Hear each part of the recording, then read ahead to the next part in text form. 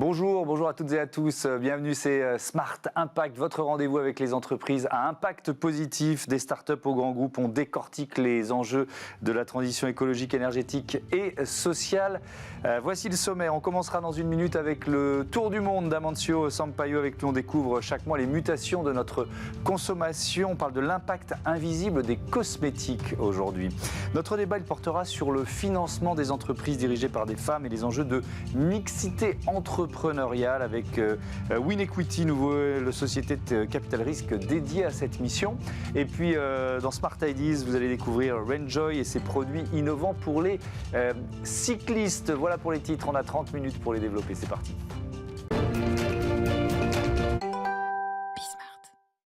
Bonjour Amancio Sampaio, bienvenue. Heureux de vous retrouver, consultant en stratégie d'entreprise, ancien PDG dans le secteur de la consommation. Je le disais en titre, hein, vous nous faites voyager et vous questionnez à la fois notre consommation et puis vous partagez des bonnes pratiques. C'est intéressant. On a beaucoup parlé d'alimentation ensemble. Cette fois-ci, vous vous intéressez à un autre secteur. Voilà, oui, bonjour Thomas. Je crois qu'aujourd'hui, je voulais bien couvrir en fait un aspect très particulier de l'impact sur l'environnement de l'industrie de la cosmétique. Oui. En fait, c'est une très grande industrie, comme on le sait, elle a une croissance pérenne, environ 2-3% de croissance par année. Ça atteint en 2021 511 milliards de dollars. Donc, comme une grande industrie de la consommation, aussi, elle rencontre des défis pour réduire son impact environnemental. Et c'est là où on va voir des préoccupations, par exemple, pour l'approvisionnement de matières premières d'une façon responsable, la réduction de la consommation de l'eau, la réduction de la pollution de plastique. Ceci dit, il y a un impact très particulier, peu visible ou même invisible, qui c'est en fait des ingrédients de produits cosmétiques rincés qui, quand ils rentrent dans les systèmes d'eau, même s'ils sont traités, ils ne sont pas totalement éliminés par les stations de traitement. D'accord. De quel type de polluants on parle, Amancio ? Là, je vais bien utiliser des produits courants qui sont présents dans tous les foyers. Je crois que le plus emblématique, c'est les microbilles en plastique, qui a eu beaucoup de discussions et que nous pourrons traiter un peu plus en détail. Aussi, on peut parler des crèmes solaires, anti-UV. L'été, elle arrive bientôt. Et en plus, il y a des conservateurs qu'on a dans une série de produits qui sont assez questionnés actuellement par des experts selon les ingrédients utilisés. Alors, si on parle des microbilles plastiques pour commencer. Voilà, les microbilles plastiques, donc c'est les premiers produits qui a été vraiment à discuter au niveau public. Qu'est-ce que c'est en fait? C'est de petites particules plastiques en polypropylène et qu'elles ont moins de 5 mm. Mais la grosse partie, elle est entre 1 micromètre et 1 mm. Donc, extrêmement petites. Elles sont présentes dans des produits, par exemple, les crèmes exfoliantes, les dentifrices, les produits pour la douche. Et c'est là son impact aussi, la dimension, pour donner un peu des idées de la dimension du problème. Par exemple, un tube de nettoyant de visage peut contenir plus de 300 000 microbilles de plastique. Donc c'est vraiment pour parler déjà de la granularité du produit.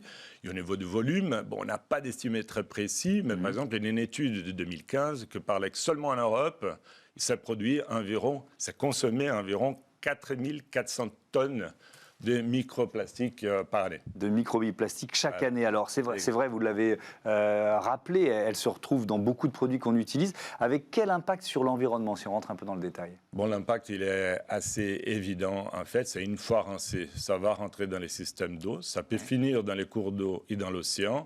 Elles ne sont pas biodégradables, donc elles vont se cumuler dans l'ambiance maritime. Et en plus de ça, elles peuvent rentrer dans la chaîne alimentaire par ingestion. D'accord. Donc l'impact, il est assez évident en fait de cumul dans les océans. Oui, et donc ça réagit, ce débat, parce que vous en parlez, mais on en parle depuis plusieurs mois, voire plusieurs années. Qu'est-ce que ça provoque? Absolument. Je crois que les débats publics, ça a forcé deux axes de transformation. Une, les entreprises, et l'autre, c'est les autorités. Au niveau des entreprises, si on voit les majors du secteur, par exemple L'Oréal, le Body Shop, Unilever, ils ont pris des initiatives volontaires déjà d'arrêter l'utilisation des microbilles en plastique. Et aussi, les cadres réglementaires, ils ont évolué. C'est-à-dire déjà depuis plusieurs années, la Hollande a été le premier pays en 2014 à interdire l'utilisation. suivi aux États-Unis en 2015. Une série de pays européens ont aussi suivi, y compris la France, avec la loi de biodiversité. Et maintenant, il y a un cadre réglementaire européen qui est en phase finale d'implémentation. Alors, limiter l'utilisation. Vous l'avez dit tout à l'heure, c'est la mi-avril, on commence à penser aux vacances d'été et donc à la crème solaire. La crème solaire, c'est un vrai dilemme. Parce que d'un côté, on ne peut même pas imaginer de priver la population d'une façon de protection au cancer de la peau. Surtout les enfants. Surtout les enfants, c'est très important, mais pour tout le monde, on est d'accord. Les enfants et tous les âges. Par contre, par la nature de son utilisation, elles vont arriver directement sur l'environnement maritime, sur les cours d'eau, avec un impact environnemental. Donc c'est difficile d'avoir un estimé précis. Est-ce qu'on a un ordre de grandeur du problème là-dessus? Ouais, aussi là, en fait, c'est des gros chiffres en fait, parce que c'est un produit de consommation de masse. On n'a pas, moi, j'ai pas trouvé en fait d'estimative précise, mais il y a une chercheuse justement qui a fait une estimative qui disait qu'environ 20 000 tonnes de crème solaire sont utilisées seulement en Méditerranée du Nord par année. D'accord, seulement une partie de la Méditerranée, 20 000 tonnes par an, avec quel impact là aussi si on rentre un peu dans le détail? Voilà, c'est vraiment dans les détails, ça dépend des ingrédients. Il y a des ingrédients controverses. Par exemple, l'oxybenzone, elle a déjà établi la relation avec l'impact sur les récifs de corail, que sont super importants pour la diversité maritime. Et ces éléments-là, c'est-à-dire certains de ces ingrédients, peuvent avoir un impact sur la multiplication, la croissance et même les phénomènes de blanchiment des coraux. Donc avec un vrai impact environnemental. Et pourtant, vous l'avez dit, c'est un vrai dilemme. On va pas arrêter d'utiliser des crèmes solaires. Comment s'y retrouver, nous, consommateurs? Moi, je crois que la vraie question, c'est pas si on l'utilise ou pas, mais comment on l'utilise et qu'est-ce qu'on utilise. Déjà, c'est comment on va s'exposer au soleil, en prenant certaines précautions et peut-être pas trop d'exposition. Mais surtout aussi, je crois que les filtres solaires, ils sont partagés en deux catégories, en fait. Les chimiques et les minéraux. Les chimiques sont celles-là qui absorbent les rayons UV, qui sont très convenables à utiliser, parce qu'on va l'utiliser, on va l'étaler, et ça va rentrer dans la peau, et c'est très bien. Par contre, c'est celles-là qui peuvent contenir des ingrédients controverses qui ont un impact environnemental. D'autre part, les crèmes solaires minéraux, voilà, celles-là, ils reflètent les rayons UV. Et dans ces cas, c'est plutôt, on dirait que les ingrédients de base, ils sont moins impactants pour l'environnement.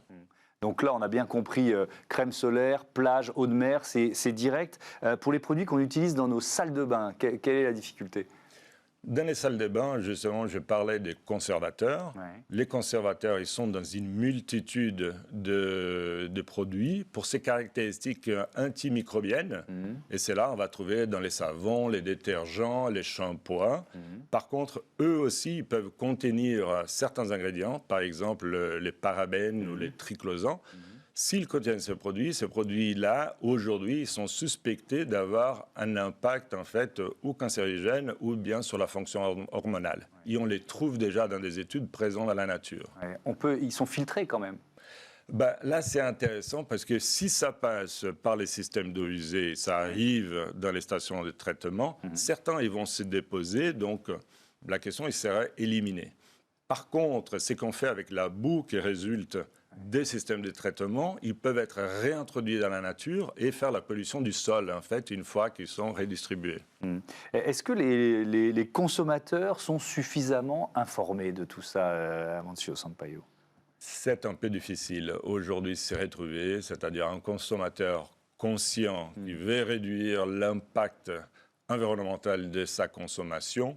Il peut avoir des difficultés à trouver les bons produits parce que parfois la communication des fabricants peut vraiment porter à des confusions. Je vous explique maintenant. Par exemple, il peut y avoir un fabricant qui va mettre en avance une huile végétale bio qui est dans la composition de son produit, utiliser des codes couleurs ou des images qui rappellent la nature, sans nécessairement dire que le produit ne contient pas des ingrédients mauvais pour la nature. Ouais. Donc c'est vraiment dans les détails. On termine là-dessus. Est-ce qu'il y a un exemple, un bon exemple, on parle de bonnes pratiques, d'initiatives qui justement nous informent mieux? Ouais, c'est vrai que pour aider un peu le consommateur à naviguer sur toutes les propositions et toutes les formulations, il y a des initiatives. Par exemple, je voulais mentionner une organisation, c'est les Bits de Microbead. Que, en fait, ce qu'ils ont dans leur site, c'est de donner une lisibilité très claire de quelle est la composition des microbilles plastiques dans les produits différents. Eux, ils vont même à donner des certifications à des fabricants et à des produits, de dire qu'il n'y a pas de plastique à l'intérieur du produit.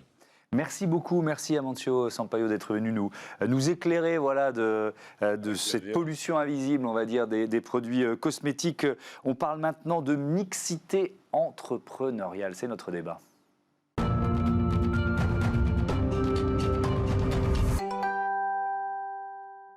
Et je vous présente tout de suite les invités de notre débat. Cécile Basso, bonjour. Bonjour. Vous êtes la cofondatrice de WinEquity. À vos côtés, Valérie Maz, bonjour. Bonjour. La cofondatrice de WeNao. Cécile Basso, une présentation de WinEquity pour commencer. Vous l'avez créée avec Florence Richardson. Alors, votre engagement pour la mixité entrepreneuriale, il date d'il y a plusieurs années. Vous aviez créé Femmes Business Angels notamment. Pourquoi WinEquity ? Alors WinEquity, c'est un fonds d'investissement qui a été créé il y a un petit peu moins d'un an maintenant. Et c'est un fonds qui a vocation à accompagner des startups en croissance qui sont fondées ou cofondées par des femmes. Donc nous entraînons la mixité entrepreneuriale. Et ça, c'est quoi? Ça part d'un constat? Un constat de départ, quel est ce constat? Le constat de départ, c'est qu'aujourd'hui, et il y a des études qui le prouvent aujourd'hui, c'est que la mixité entrepreneuriale est un facteur de surperformance. La mixité apporte des expériences complémentaires et in fine, les entreprises créer de la performance supplémentaire. Oui, il y avait cette étude du cabinet McKinsey. Les entreprises à gouvernance mixte ont un résultat opérationnel 48% supérieur à ceux qui ont une gouvernance masculine. Valérie Maz, vous en êtes la démonstration d'une certaine façon. On va parler de ce que représente l'accompagnement de WinEquity, mais nous rappeler ce qu'est WeNao pour commencer. Alors, WeNao, c'est une start-up qu'on a lancée avec mon associé, justement, un homme, Fabien Carivalo, il y a 7 ans, sur une idée toute simple qui était les voitures émettent du CO2, les arbres captent du carbone. Est-ce qu'on ne pourrait pas faire un lien entre les deux? Et depuis, on a bien grandi, on a développé effectivement des solutions pour la mobilité et maintenant on développe des solutions pour engager tous les collaborateurs et peut-être même bientôt les particuliers dans les actions climat. Dans les actions climat en général, dans quoi? Dans la façon de limiter son impact, mais à travers quels gestes en fait? À travers tous les gestes qu'on peut faire au quotidien, à la fois dans son boulot et dans sa vie professionnelle. Parce que c'est vrai, ça ne vous a certainement pas échappé, on parle souvent du climat de manière très négative et plutôt angoissante. Et nous, on est vraiment convaincus que l'enthousiasme est un moteur bien plus fort d'action que la peur. Et donc là, l'idée, c'est plutôt d'aller chercher à faire comprendre à tout le monde où sont les grandes poches d'impact chez eux et donc mieux comprendre leur propre bilan carbone et les mettre en action peut-être par des petits pas au départ et progressivement donc dans leur alimentation, dans leurs déchets, dans leur impact numérique par exemple. Cécile Basso, qu'est-ce qui vous a séduit dans l'aventure de WeNao et de Valérie Maz? Alors, en fait, on a investi dans l'entreprise de Valérie et Fabien par le biais du réseau des Femmes Business Angels, qui est le partenaire privilégié de WinEquity, parce que WinEquity n'était pas encore créé à l'époque où on a investi dans WeNao. Et en fait, WeNao est un peu l'archétype du type d'investissement qu'on souhaiterait faire dans le cadre de WinEquity, et donc on a investi par le biais de FBA. Ce qui nous a séduit, c'est d'abord l'équipe. Je dois dire que la complémentarité entre Valérie et Fabien était extrêmement importante, bien évidemment en termes de sexe, mais aussi en termes d'expertise et en termes d'expérience. Et puis le regard en effet qu'ils portent sur le marché et sur l'évolution à apporter aux entreprises par le biais de l'éco-conduite et tout ce qu'ils mettent en place.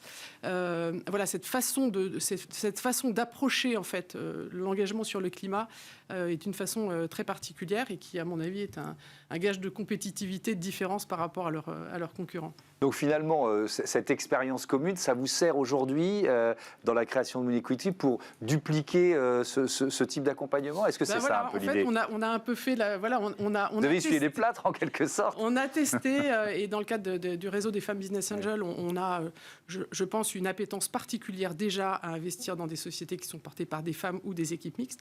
Et en fait, c'est fort de cette expérience qu'on a créé WinEquity pour avoir une poche d'investissement en fait un peu plus importante que les femmes Business Angels qui investissent en direct. WinEquity, c'est un fonds d'investissement, donc qui apporte des poches plus importantes pour des entreprises qui sont peut-être un petit peu plus matures.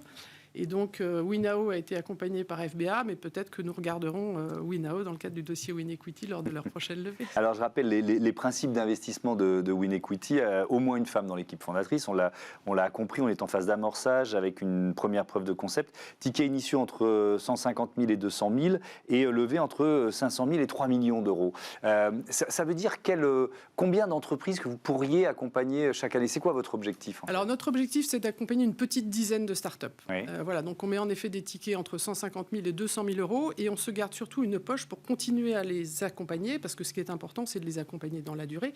Donc on leur apporte en effet cette dimension financière, mais il y a aussi quelque chose qui est très important pour nous. En fait, on est un fonds d'entrepreneurs et donc on apporte aussi notre expertise et notre accompagnement. Donc on est très en proximité avec les entreprises que nous accompagnons. On a fait un premier investissement dans le cadre de WinEquity qui s'appelle Citovi, qui est une solution dans le domaine de la construction et du bâtiment pour accompagner prédire le vieillissement des bâtiments. Voilà, donc là, ça veut dire que vous allez accompagner cette entreprise pendant combien de temps? Est-ce que vous le savez dès le départ ou Non, on ne le sait pas dès le départ, parce que bien évidemment, l'entreprise va grandir et va croître à son rythme. Mais on est embarqué pour une aventure commune entre 5 et 7 ans. Voilà, c'est à peu près les horizons d'accompagnement. Alors, on va rappeler ce que peut représenter pour une jeune entreprise l'accompagnement d'un fonds, en l'occurrence celui de Femmes Business Angels. Qu'est-ce que vous cherchiez, vous? Au-delà du soutien financier, évidemment, qu'est-ce que vous cherchiez? Alors, ce qu'on cherche quand on va chercher des investisseurs, effectivement, il y a la notion financière, mais il y a aussi beaucoup d'accompagnement, de gouvernance, de mise en relation. Le réseau est extrêmement important, donc les compétences des différents investisseurs et leur domaine d'activité sont extrêmement intéressants pour pouvoir développer, pour pouvoir challenger nos concepts. Et surtout, je pense, la vision entrepreneuriale et donc des conseils pour structurer, pour organiser, pour recruter, pour prendre des décisions qui soient adéquates, tout en restant évidemment maître à bord, mais pouvoir être éclairé de l'expérience de ces entrepreneurs à succès. Alors, je reviens à cette notion de mixité entrepreneuriale. Est-ce que c'était un choix de départ ou est-ce que finalement c'est le hasard des rencontres et de la vie, le fait de se retrouver avec un homme avec une idée commune? Alors, pour être très honnête, c'était absolument pas un choix. C'est venu comme ça. Je n'avais pas forcément en tête de me dire je vais monter une boîte avec un homme. La petite histoire est très rigolote puisque c'est la femme de Fabien qui nous a mis en relation et qui nous a proposé de monter ensemble cette boîte. On ne se connaissait pas. En revanche, l'expérience, et maintenant si je pouvais le conseiller à quelqu'un, c'est absolument génial déjà d'investir à plusieurs, enfin d'investir puisqu'on a investi et surtout de monter à plusieurs et de créer de manière avec deux personnalités extrêmement différentes. Un homme, une femme, c'est extra. Et en plus, on est un ingénieur, une commerciale. Donc en plus, on a des complémentarités aussi en matière de compétences, en matière de caractère. Et je pense que dans l'impact, c'est encore plus important de pouvoir embrasser justement des points de vue extrêmement différents pour construire des solutions qui vaillent vraiment le coup. Ça veut dire, Cécile Basso, la mixité, elle va au-delà de la notion homme-femme?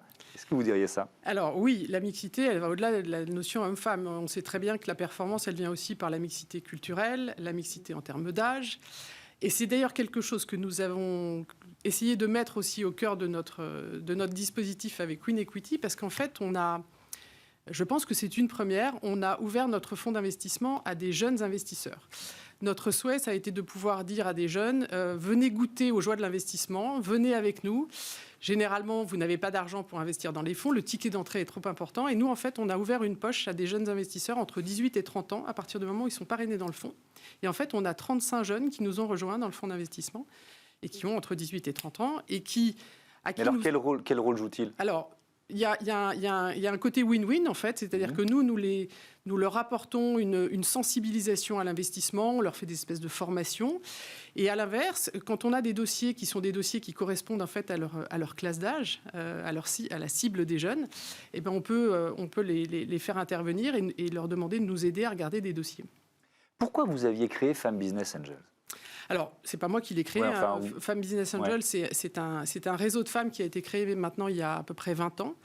Et je pense qu'à l'époque du début de l'investissement par les Business Angels, il y avait des réseaux de Business Angels qui existaient et qui étaient des réseaux extrêmement masculins et que les quelques femmes qui ont voulu se lancer dans l'investissement à l'époque se retrouvaient entourées d'hommes et peut-être avaient une difficulté à avoir un peu voix au chapitre et pouvoir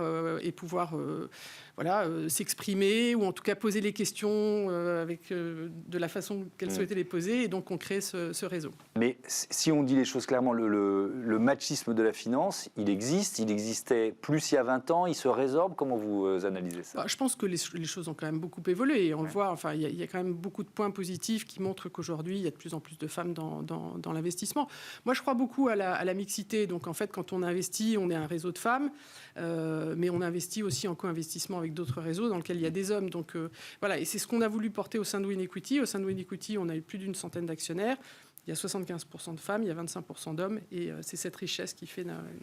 Je vous pose la question, je ne sais pas, Valérie Mas, si vous y avez été confronté, vous, mais on traite beaucoup de ces thématiques qui nous passionnent dans Smart Impact, et on a reçu beaucoup de femmes chefs d'entreprise qui racontaient la difficulté de lever des fonds, le fait d'être parfois un peu lever des sommes moins importantes que les hommes, ou alors que quand elles arrivent avec un homme à un rendez-vous, à qui on s'adresse, c'est plutôt au mec. Enfin bon, vous voyez ce que je veux dire ? Est-ce que vous l'avez vécu, vous, ça ? Alors, non. Ah c'est bien, super. Non, absolument pas. Alors, on est un homme et une femme. Donc déjà, on a cette possibilité de parler à tout le monde. Moi, ce qui m'a beaucoup frappé dans beaucoup de rendez-vous, et même dans des rendez-vous avec des fonds d'investissement, c'est qu'il y avait toujours le courant qui passait avec l'un d'entre nous. Donc je pense que c'est bien plus les capacités ou les qualités ou la personnalité de chacun qui match avec la personnalité de la personne en face.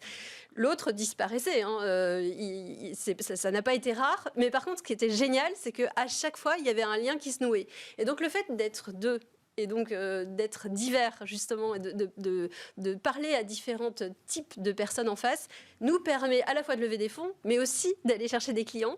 Et moi, j'ai jamais eu de clients qui m'ont dit « Ah, vous êtes une femme ». Et au pire, d'ailleurs, c'est Fabien qui y va, et souvent d'ailleurs, c'est les femmes qui préfèrent parler avec Fabien, et c'est les hommes qui préfèrent parler avec moi. Cécile Bassou, je vous pose la même question.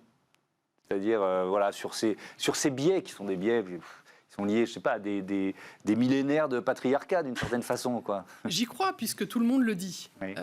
Mais c'est vrai que... je pense que les femmes arrivent aujourd'hui quand même à lever de l'argent. Et en fait, l'articulation d'un bon projet, c'est-à-dire sur une bonne idée, sur un bon marché, avec une bonne équipe, si l'équipe est féminine, je pense qu'elle arrivera quand même à lever des fonds. Alors, mais c'est vrai, après, les statistiques montrent en effet cette différence. Après, chaque cas est individuel, en fait. Chaque cas est une aventure individuelle. Et il faut aller chercher des investisseurs qui vous ressemblent. Je pense qu'aujourd'hui, sur la place de Paris, de la France ou du monde, il y a des investisseurs de tout type qui peuvent accompagner tout type de start-up. Et d'où l'importance de la création de WinEquity. Merci beaucoup, merci à toutes les deux. Bon vent à WinEquity, bon vent à Winao. Voilà, on passe à notre rubrique Startup Smart Ideas. On s'équipe pour faire du vélo. Allez.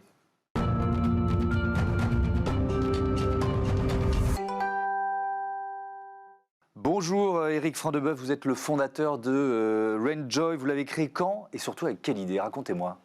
Bonjour Thomas, donc j'ai créé cette entreprise il y a 2 ans, mais nous avons démarré il y a un peu plus d'1 an, démarré commercialement. Et en fait, tout est parti d'un constat, c'est que je trouvais que je n'utilisais pas assez souvent mon vélo pour aller au travail ou pour faire des courses ou des déplacements privés. Et je me suis demandé pourquoi, et rapidement est arrivé le problème de la météo. quand il pleut, c'est assez dissuasif. Donc c'est parti de cette idée-là. Donc là, vous vous êtes dit, il faut que j'invente un système pour me protéger à vélo, et les ennuis commencent, d'une certaine façon, c'est ça? Oui, absolument. Donc j'ai regardé ce qui se faisait, et évidemment, quand on regarde, on trouve les vêtements de pluie. Cela dit, il y a des études, notamment en France, qui nous disent qu'il y a 70% des gens qui font du vélo régulièrement, mais qui renoncent à prendre leur vélo sous la pluie. Donc je me suis dit que les vêtements de pluie n'étaient peut-être pas une solution absolue pour tout le monde. Et donc j'ai commencé à travailler sur un autre concept. Voilà. Alors c'est quoi ce concept? Alors d'abord, ça commence souvent dans les startups, dans les garages, donc ça n'a pas fait exception pour moi. J'ai commencé dans mon garage et j'ai regardé ce qui se faisait en matière de toit ou capote pour vélo, et j'ai commencé à concevoir donc ce produit qui s'appelle Bob-Up, qui est une bulle de protection contre la pluie, qui se déploie instantanément et qui s'adapte sur tous les vélos. On le voit à l'image, ça a été compliqué de le mettre au point, parce qu'il faut que ça résiste au vent. Enfin bon, il y a, j'imagine, quelques défis technologiques à relever. Absolument. Effectivement, ça a été compliqué, et je me suis vite rendu compte que ce n'était pas mon métier, parce que je ne viens pas du tout de cet univers-là. J'avais ce type de problème que vous évoquez, de casse de matériaux, etc. Donc je me suis rapproché d'une personne qui a inventé cette fameuse tente, qui a révolutionné le marché du camping, cette tente instantanée, déploiement instantané. Voilà. Et il m'a permis de déverrouiller tous ces freins techniques. Et nous avons rencontré une 50aine d'utilisateurs, et prototype après prototype, nous avons conçu en fait le produit avec les utilisateurs, et nous avons co-signé le brevet. On est allé jusqu'au brevet que nous avons co-signé donc avec cette personne qui accompagne encore sur tout l'aspect R&D. Ok, donc il y a un système qui est breveté. Et alors, quelle cible de clients? C'est plutôt les cyclistes occasionnels, c'est un peu ça, ou ça va au-delà? Alors, c'est les gens qui souhaiteraient faire du vélo au quotidien, mais qui renoncent souvent à le faire en raison de la météo capricieuse. C'est plutôt des cyclistes urbains, mais c'est aussi des gens qui peuvent vouloir se balader le dimanche pour faire la petite promenade. Voilà, c'est pas le vélo sportif, on va pas équiper le Tour de France. Ou alors les moyennes horaires vont un peu baisser quand même, j'imagine. Oui, c'est ça, ouais. Voilà. Alors la différence avec ce qui pouvait exister par le passé sur ces toits ou capotes pour vélo, c'est que ça se porte comme un sac à dos. Et après, on vient accrocher le devant de la bulle sur le guidon. Donc c'est instantané et ça s'accroche vraiment sur tous les vélos. Oui, on peut le prendre en sac à dos, on peut l'accrocher au porte-bagages. Voilà, c'est ce que je cherchais comme mot. Vous en êtes où de votre développement aujourd'hui? Alors on a vendu plusieurs milliers d'unités. On est plus performant sur Internet qu'en magasin, parce qu'on a des vidéos, des photos qui sont assez convaincantes. On est dans une 50aine de magasins en France, donc des magasins de vélo, ou alors des Fnac qui ont développé, Fnac Darty qui ont développé des rayons mobilité. Voilà. Et puis on commence déjà à réfléchir, à travailler sur des nouveaux produits. Et on vient de lancer un nouveau produit. Alors, toujours autour de la protection contre la pluie, mais aussi pour la visibilité du cycliste. Alors, c'est quoi ce produit, en quelques mots? C'est un bracelet qui est le bracelet du super-héros à vélo. Pourquoi? Parce qu'il a deux super-pouvoirs. Le premier, c'est qu'il a un rétroviseur intégré, il permet de voir ce qui se passe derrière. Et l'autre super-pouvoir, c'est qu'il a un mode signal lumineux. Donc, vous savez, quand vous tendez le bras pour tourner à droite ou à gauche, eh bien, du coup, il y a un signal lumineux sur le bracelet. Donc, c'est le bracelet double super-pouvoir. On essaie d'être innovant, on est une petite start-up, donc c'est pas avec notre notoriété qui démarre ou avec nos investissements marketing qu'on va pouvoir émerger, c'est bien l'innovation. Et je signale que vous avez fait partie des lauréats de l'éco-tremplin l'an dernier, organisé par Radio Mont-Blanc. Merci beaucoup Eric Freundeboeuf, à bientôt sur Bismart. Voilà, c'est la fin de ce numéro de Smart Impact. Merci à toutes et à tous de votre fidélité. À très vite sur la chaîne des Audacieux.